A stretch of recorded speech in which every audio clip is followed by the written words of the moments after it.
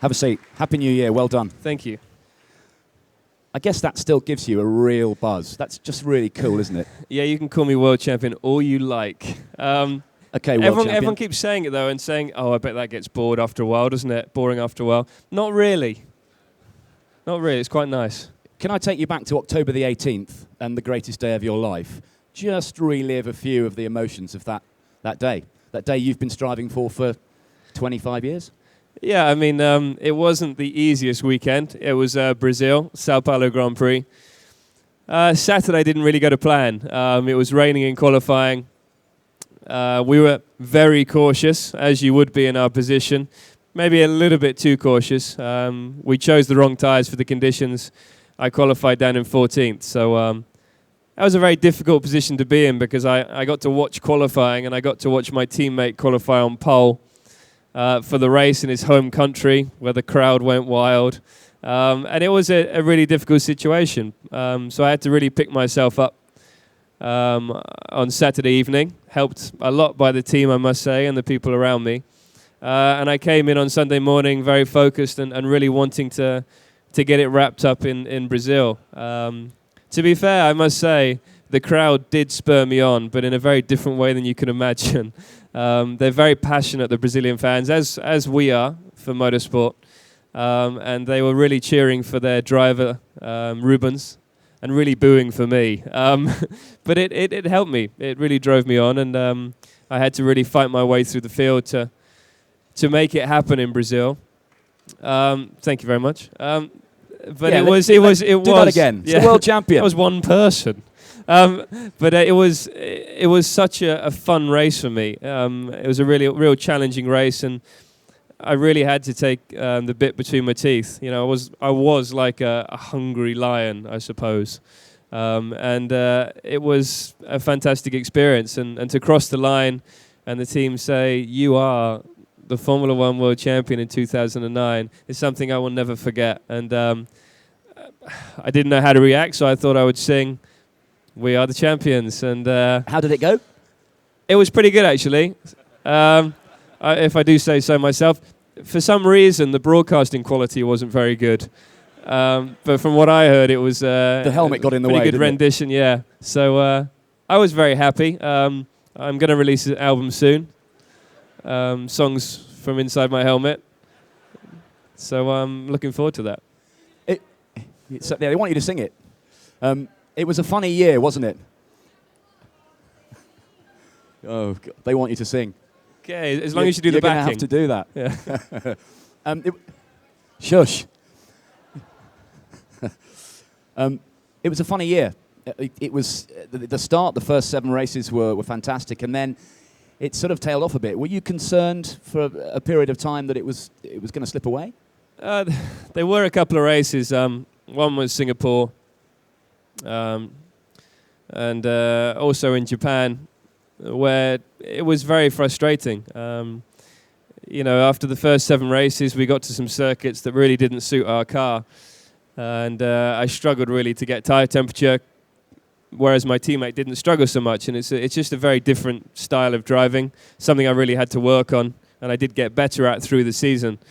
But also, because we were in such a position of leading the championship by quite a few points, we were too cautious. You know, we didn't want anything to go wrong. We had to be we were too cautious for the situation, and you can say too cautious, but we ended up winning the World Championship. But I think we should have been a little bit more aggressive with our strategies, and also myself should have been a little bit more aggressive. But it's something a position I've never been in before, so it's something I really learned through the season. And it is amazing that you learn so much when you're fighting for a championship that's so important to you. So it was a very up and down season, and you know, when we got to Brazil, and also a couple of races before Brazil, we realized we needed to start getting aggressive again, and we really had to fight for this. It wasn't just going to come to us. The thing is, there was some negative publicity for a couple of races, but you know, we never forgot that we had such a lead in the championship.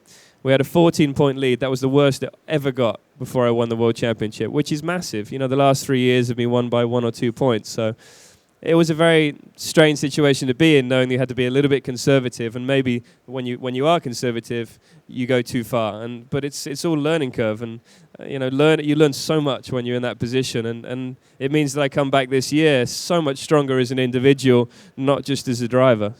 I think I speak on behalf of the whole country when I say that the great thing about it was you never once let your head drop. All the grief with BAR and Honda, you never ever spat the dummy.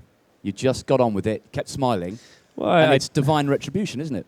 I did, but just not in public, and that's fine. Yeah, but it is so important, I think, when you're working with such a big team.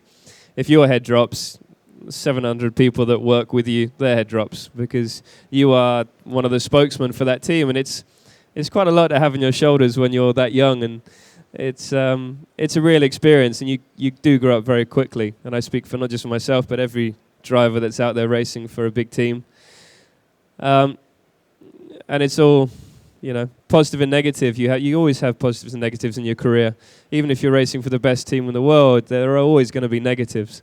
But it's about building on those negatives and taking the positives out of them. And it's what you have to do in a cutthroat sport, which is Formula One, because it really is. Okay, guys, in a few moments, we'll give you an opportunity to ask the world champion. I did it again. The world champion. Keep going. A question. That's three.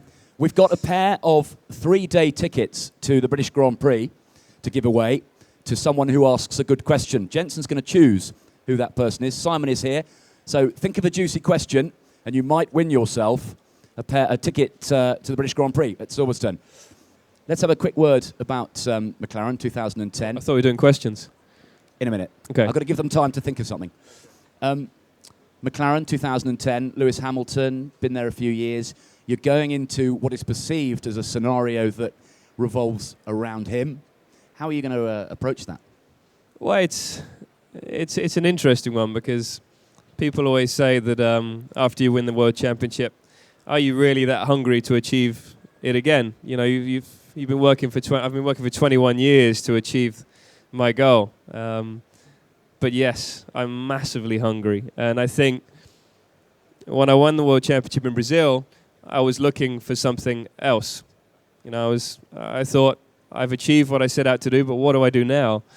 And it's a very strange situation to be in, because you should enjoy the moment. It's very, very difficult to, because you're always thinking too far ahead, which you've got to be a little bit careful of. And I knew that moving to a new team and moving to the Vodafone McLaren Mercedes team would be a real challenge for me, and racing alongside Lewis.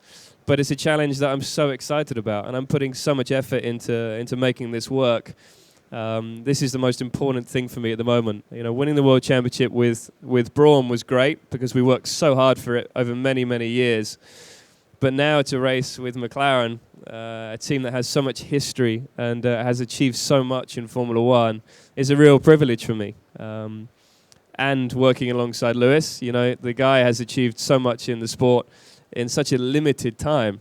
He has had some massive ups and downs, and it's sort of my career squashed into 2 or 3 years. So we have a lot of experience there, and I think if we work together, we will build a phenomenal race car and have a very good season.